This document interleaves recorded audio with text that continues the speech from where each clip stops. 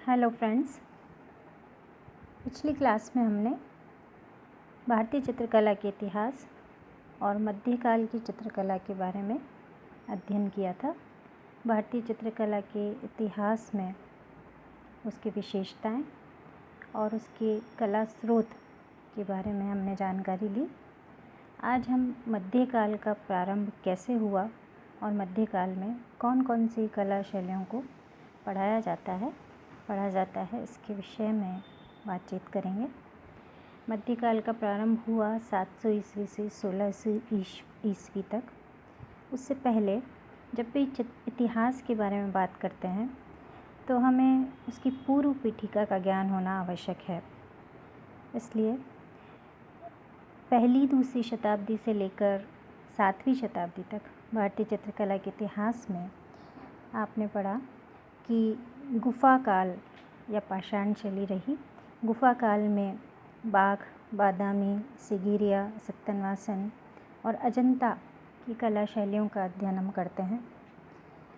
700 ईस्वी में अजंता की कला शैलियों का अवसान प्रारंभ हो गया और अजंता के जो कलाकार थे वो देश दूर दूर तक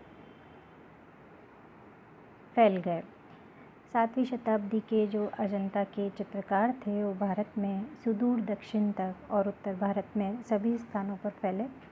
परिणाम स्वरूप 7वीं से 9वीं शताब्दी के मध्य दक्षिण भारत में तंजौर, विजयनगर और बीजापुर रियासतों का उदय हुआ। इन रियासतों में चित्रकला को कुछ संरक्षण प्राप्त हुआ, लेकिन यहाँ के कलाकार अजंता की उत्कृष्ट परंपरा का निर्वाह नहीं कर पाए। फलस्वरूप चित्रकला का अवसान हो गया। मध्यकाल की चित्रकारों में कुछ चित्रकार जो बंगाल, बिहार में आकर बसे, उन्होंने मिलकर अजंता की शास्त्रीय परंपराओं को आगे बढ़ाया और पाल शैली के रूप में उसे विकसित किया।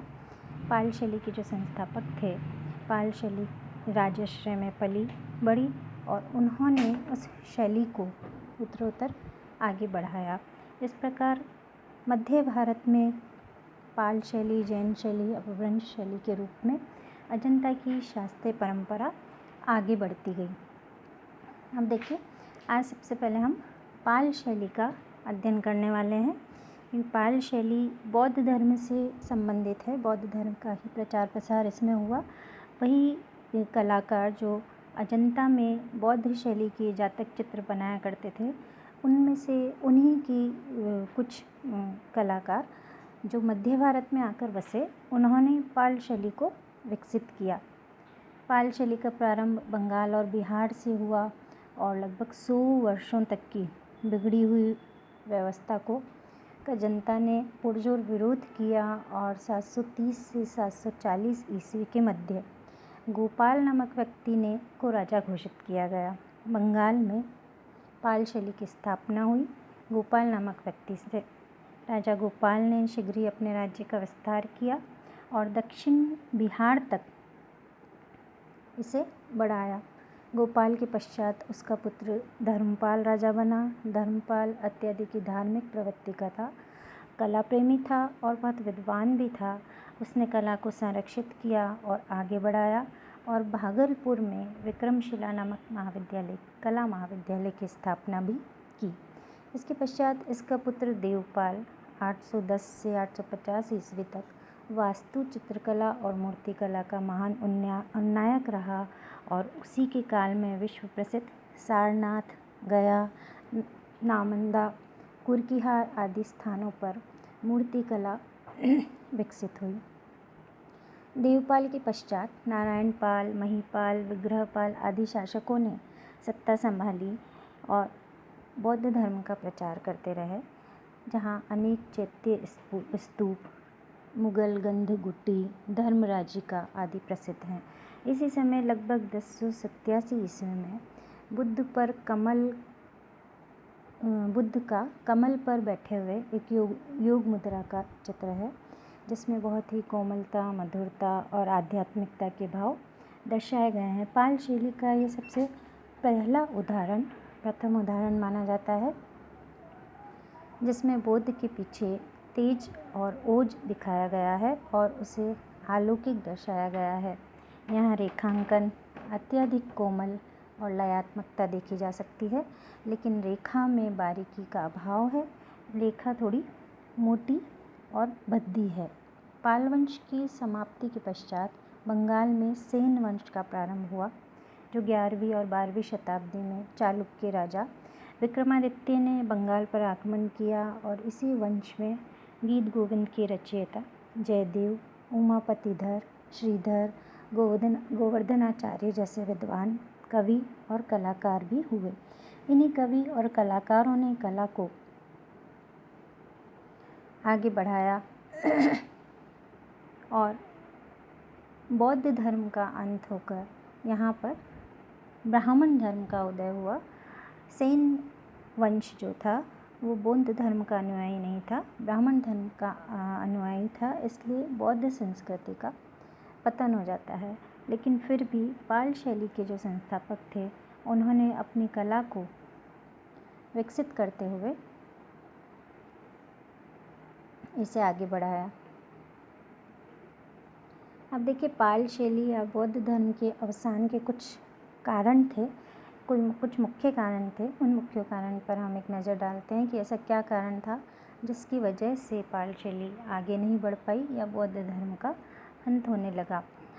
पाल शैली के जो कलाकार थे, धीमान और उसका पुत्र वित्तपाल, ये मुख्य कलाकार थे, जिसका प्रमुख केंद्र बंगाल और बिहार और नेपाल था। बंगाल और बिहार में ये कला शैली लगभग समाप्त होने के कगार पे थी। नेपाल में बौद्ध धर्म अभी भी विद्यमान था, इसलिए नेपाल में इस कला शैली की उन्नति हुई, लेकिन बंगाल बिहार में इस कला शैली का अवसान होना प्रारंभ हो गया।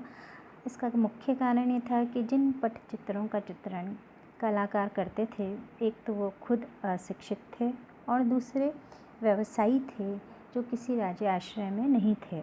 अतः उनको अपनी जीविकापार्जन के लिए छोटे छोटे चित्र बनाकर मेले आदि में वो लोग बेचा करते थे और इसी कारण अजंता की कला परंपरा का निर्वाह वो लोग नहीं कर पाए और कला का अनुकरण नहीं करने के कारण उसमें जो भव्यता थी उस भव्यता का समावेश नहीं हुआ। परिणाम स्वरूप भाव, कल्पना और नवीन प्रयोग के अभाव में यह कला शैली जीवित नहीं रह सकी और इसका अवसान होने लगा। ये लोग घरेलू व्यवसाय के रूप में कुछ घिसे पिटे विषयों को लेकर चित्र बनाते थे और उन्हें मेलों में अर्थार्जन के लिए बेचा करते थे।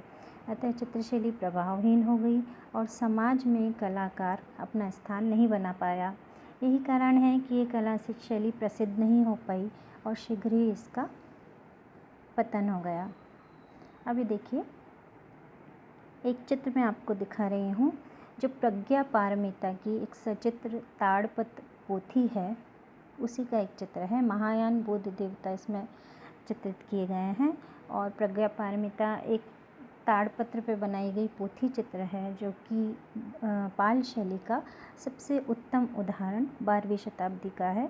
इस शैली में, इस चित्र में आप देखिए, दोनों तरफ पोथी चित्र है और दोनों तरफ इसमें कोई काव्य लिखा गया है और उसी काव्य भगवान बुद्ध से संबंधित जातक कथाएं लिखी गई हैं और उसी को लेकर के चित्र भी बनाया गया है। और इस चित्र में यदि आप देखें तो इसका जो चेहरा है, इसका जो मुकुट है, उसका बैठने की जो मुद्रा है और उसके पीछे जो ओज बनाया गया है, गोला बनाया गया है, ये सभी अजंता की भित्ति चित्रों में देखा जाता है। अजंता में जो बुद्ध बनाए गए हैं उनमें उनसे मिलता जुलता है, उनमें से आसानी से देखा जा सकता है, लेकिन यहाँ उसकी रेखा में कोमलता समाप्त हो गई है और थोड़ी सी रेखा टेढ़ी मेढ़ी होने लगी है, उसमें रिदम कम हो गई है, रेखा मोटी भी है। अजंता की जो सौम्यता थी वो इस चित्र में कुछ कम हो गई है और यही कारण है कि प्रज्ञा पारमिता, हालांकि मध्यकालीन भारतीय चित्रकला की पोथी चित्र जो सचित्र मिले हैं उनका पहला उदाहरण हमें मिलता है लगभग 200-300 वर्षों के कला अवसान के पश्चात जब ये कला शैली फिर से आरंभ हुई तो उसका पहला उदाहरण हम इसे मान सकते हैं। और उसके आधार पर यदि देखें तो ये चित्र बहुत ही उत्कृष्ट और महत्वपूर्ण बन जाता है। हालांकि अजंता की कला परंपरा का निर्वाह इसमें हुआ है, परंतु उसकी उतनी उच्च कोटि का यह चित्र नहीं है। इस प्रकार पाल शैली की बारे में हमने जाना, इसकी विशेषताएं और चित्र को कैसे बनाया जाता था, पोथी चित्रों को, इसके विषय में हम अगली कक्षा में पढ़ेंगे। तब तक आप लोग पाल शैली से संबंधित अन्य चित्रों को देखें और उसे समझने का प्रयास करें, और मध्यकालीन कला में कौन कौन से परिवर्तन किस किस समय हुए इसकी जानकारी भी लें।